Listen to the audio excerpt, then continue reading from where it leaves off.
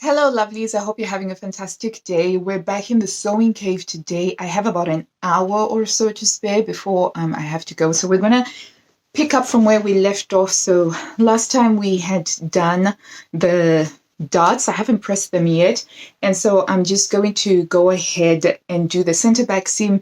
So the nice thing about this pattern is we don't have a center back seam zip, so I can go straight ahead and sort out this vent, the kick pleat vent at the bottom.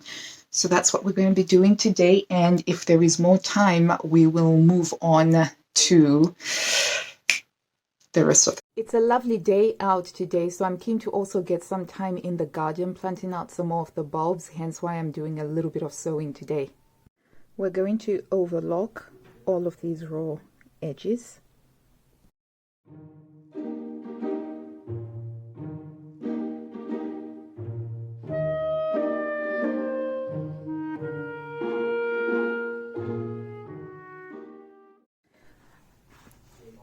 So here we go. That's the center back seam that's been overlocked, right?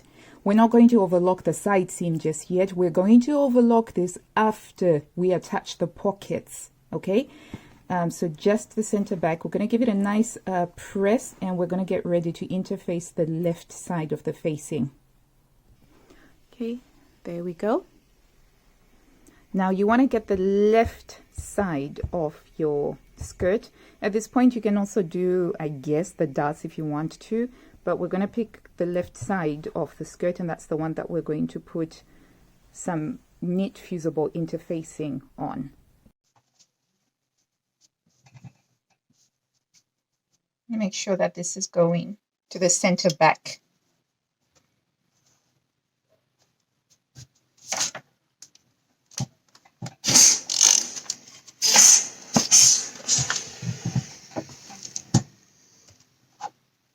Okay. Yep.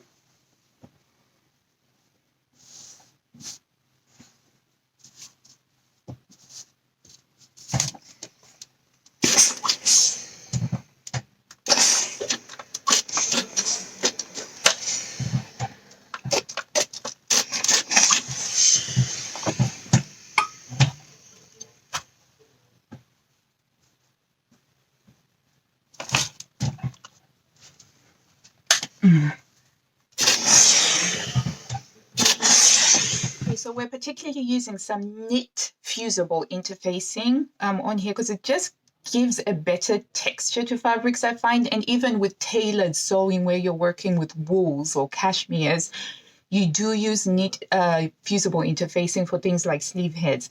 And you can tell that your interfacing is a knit fusible one because it should have some stretch. And although you really shouldn't be doing that because it doesn't have that much recovery. But I have it in the white and in the black, and these are sewing room staples for me. I always make sure that I have this. So it's one of those things that whenever I'm doing any online shopping, I'll just add in like a meter or another meter just to try and get the price to the point where I can get free postage and packaging, because you can never have too much knit fusible interfacing. Right, back to the project. Okay, so we're going to interface this facing over here. We've cut it to size, and now we're just gonna go for it.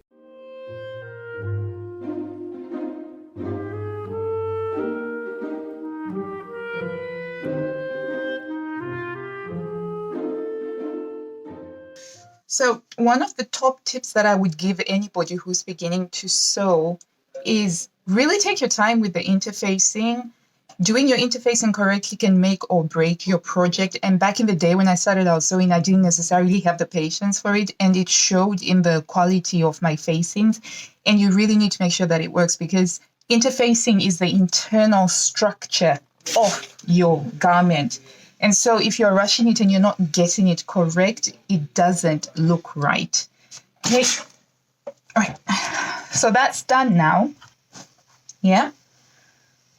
And we're going to leave this to condition for the next 15 minutes should be enough, because this is a small piece that I'm interfacing, and this isn't going to get sewn. So I'm just going to leave it to cool down. In the meantime, we're going to start working on the front skirt. Here's the front pattern piece, and we're just going to do those pleats facing away from the center front. So I've notched my center front and my pleat is going to be facing away. So I'm just going to baste those on the machine.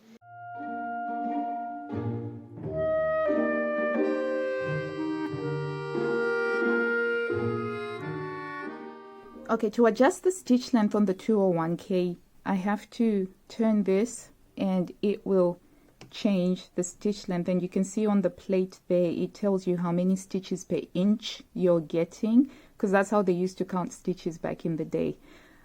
And you do this, and when you tighten this, it means that this will never go beyond this point that you've set it. Okay, there we go.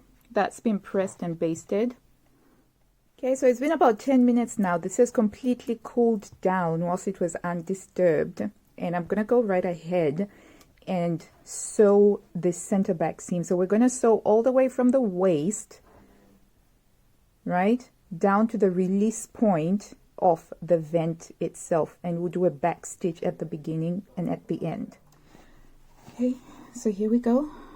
Top of the waist seam, right down to the break point.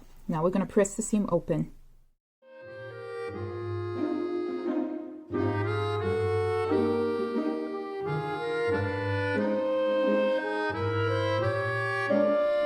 We're now going to press the left back facing to the wrong side along the fold line here. So just the left.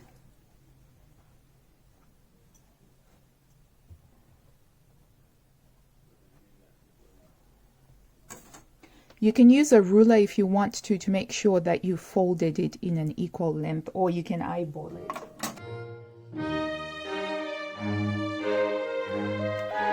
Now we're going to press.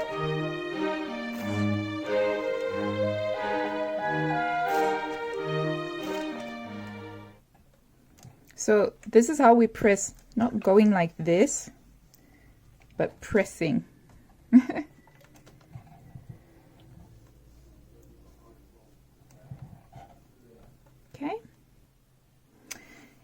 We're going to take here an interfaced piece of fabric that's the same size as the facing, right? And we're going to sew this onto the right facing, just like so, along here.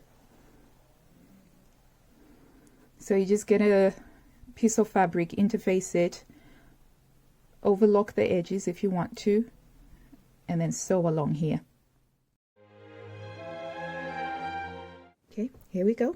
And now we're going to press it to the wrong side along that seam here. Okay, so there we go.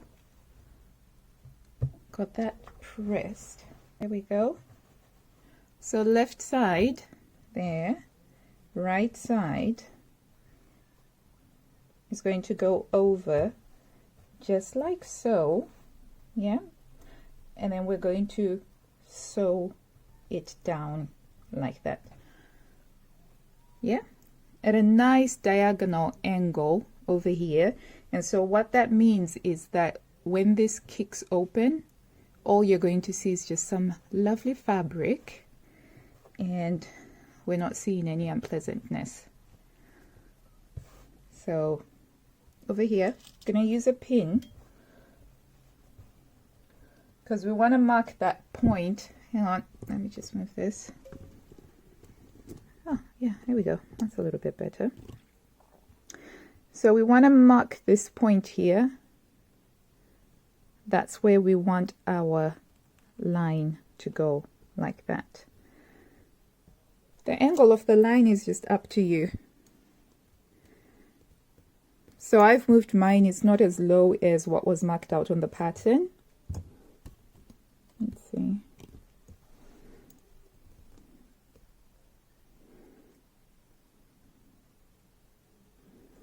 So I'm going to do mine like so.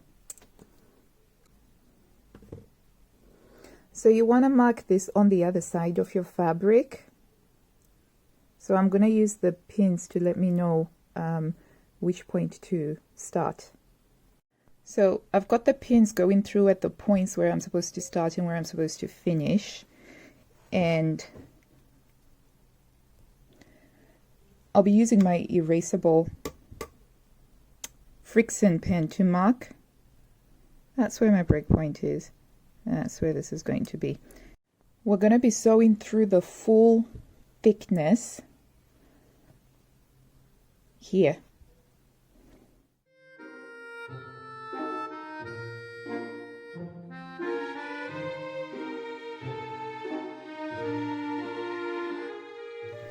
Okay.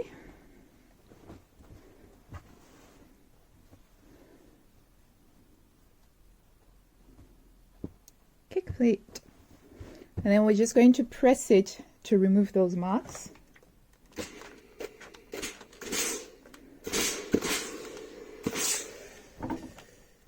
Just the heat removes the marks. Okay. And there we go. And it doesn't look too bad on the inside. Could be better, but never mind. Here we go. We've got a skirt back. It's gonna need to give it another bit of a press. Okay, there we go. A beautifully crisp vent to be proud of. Fantastic. Right, next up is we're going to do a little bit of interfacing where the pocket is going to go, and then we're going to put in the pockets on both the front and the back skirt. I have already marked where the top of my pocket is going to go. This is the sweet spot for me from waist to the top of the pocket. I am going to interface to just reinforce where the pocket opening is going to get sewn on. I'm just going to take my pocket pattern pieces, and I'm using this seam tape, this fusible seam tape, which is really good for interfacing small areas. And I'm just going to measure out how long I need them to be. So I just need that length, and I need 4 of them. So I'm just going to fold it over by 4, like so, 4 equal lengths, and then I just cut, making sure I keep them equal. There we go.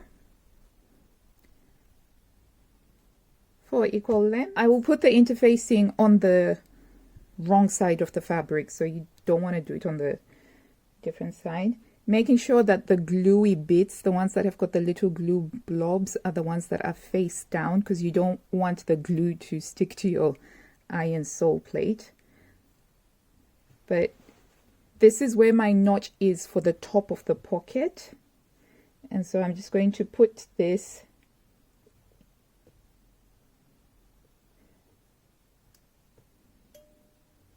just along here. So the idea is it's reinforcing the seam where I will sew the pocket on. Okay, what we have here is a very scant 1/4 inch seam allowance, which is the first stitching that I'm going to do when I attach the pocket, and that's what I want to reinforce. So what will happen is it will be on the other side, obviously, but this will get sewn on.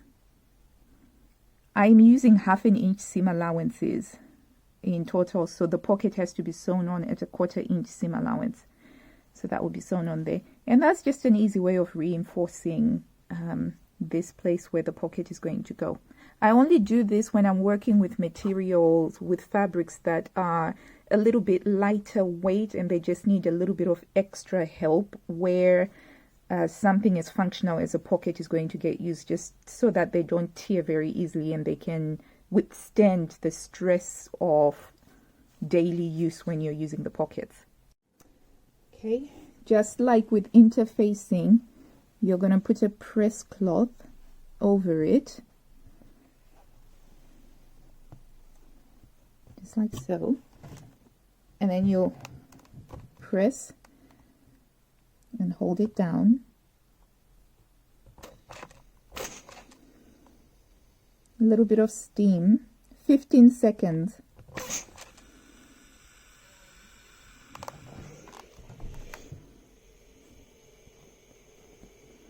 And then there we go. Okay, so now that these are done, the next step is to overlock. Look, I got interfacing on my mind. We're going to overlock all around the curved edges. So just the curved edges, not this one. Only the curved edges for all 4 of them. Right, here we go, overlocked. I find that when I overlock round curves, I have to press them because no matter what I do, it sort of comes out pulling just a little bit. So we're going to press them and then we'll sew them on using a 1/4 inch seam allowance. Okay, there they are, nicely pressed. So I'm going to grab a skirt pattern piece and then we're just going to attach them on like that, and then we'll sew 1/4 inch in.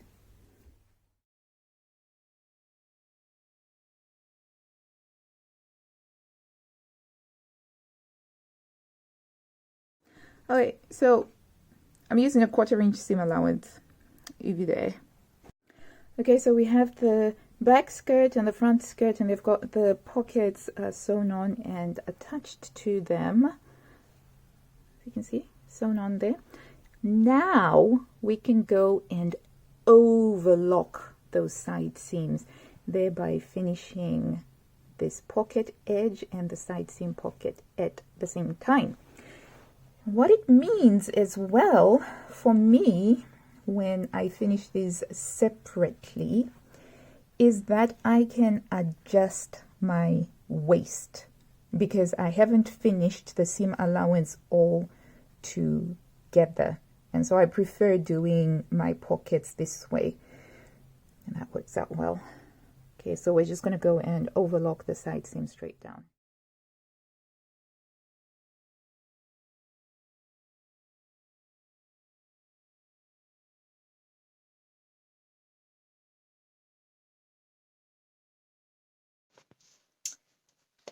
Look at that.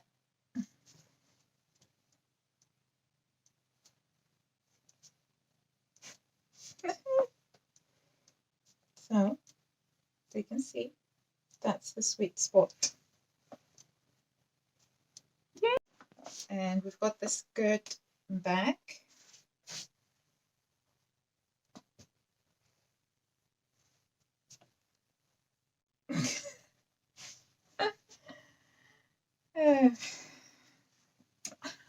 So now this dress has got a side zipper, so I'm not going to sew up the side seams just yet until I have done the top, which I'm going to start on probably tomorrow. Now I think that this is a nice spot for me to leave it at. So we've got the skirt more or less ready, and we now just have to work on the bodice. But I'm just going to do a quick try. I'm going to use my Wonder clips to clip onto the side seams and see what it looks like on the waist. Okay, here we go. It's all right. It's coming along really well. To go get started on making the Christmas cake now, I'm going to share the recipe over on my other lifestyle channel, House of Healer. So do go check it out. I'll put the link in the pinned comment. I do appreciate every single bit of support that I can get on that channel that I'm trying to grow over there. So I hope that you've enjoyed this installation. I think we're at part 7 now. I'm having so much fun doing this, actually, just a little bit of progress at a time, and we're already at the point that we're going to be working on the bodice. I think that the biggest part, the skirt and the adjustments that I made to the pockets and sewing the kick plate, were probably some of the bigger things. Everything else I just kind of think that is going to go easily. I should be back in the sewing room tomorrow to get some more stuff done. But until then, happy sewing, people. Take care of yourselves. Look after your loved ones. Check in on them. Say hello and send virtual hugs to them.